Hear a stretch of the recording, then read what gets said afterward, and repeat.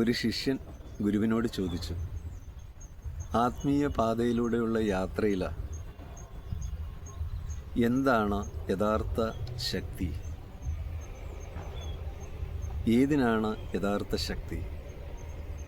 ഗുരു ഒരു കപ്പിൽ നിന്ന് ജലം എടുത്തിട്ട് ആ ജലത്തെ കാണിച്ചിട്ട് പറഞ്ഞു, ഈ ജലം കല്ലുകളെ തട്ടിയിട്ടാണ് ഒഴുകുന്നത്. വർഷങ്ങളുടെ ഒഴുക്കിൽ ആ കല്ലിന് ഒരുപാട് മാറ്റം ഉണ്ടാക്കുന്നുണ്ട്. അത് ജലത്തിൻ്റെ മൃദുത്വമാണ്.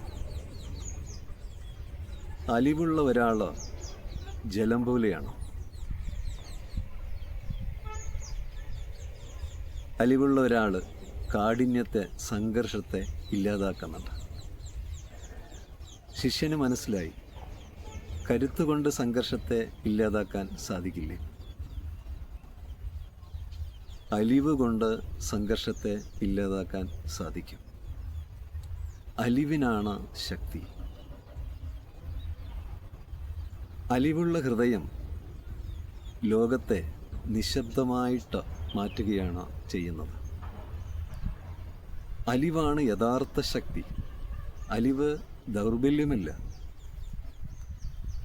അലിവോടെയുള്ള ഒരു നോട്ടം, ചിരി, സഹായം, അത് ഒരാളുടെ ജീവിതത്തിൽ ശാന്തത ഉണ്ടാക്കും. ശാന്തമായ മനസ്സ്, കരുണയുള്ള ഹൃദയം, അതാണ് ഒരു മനുഷ്യൻ്റെ യഥാർത്ഥ സമ്പത്തെന്ന് പറയുന്നത്. മനസ്സ് ശാന്തമാകുമ്പോൾ അലിവ് ഉള്ളിൽ നിറയും. അലിവ് ഉള്ളിൽ നിറയുമ്പോൾ അത് ജീവിതത്തെ ശാന്തമാക്കും. അങ്ങനെ ജീവിതത്തെ ശാന്തമാക്കാനുള്ള സാഹചര്യങ്ങൾ നമുക്ക് ഒരുക്കാൻ കഴിയട്ടെ എന്നുള്ള പ്രാർത്ഥനയോടെ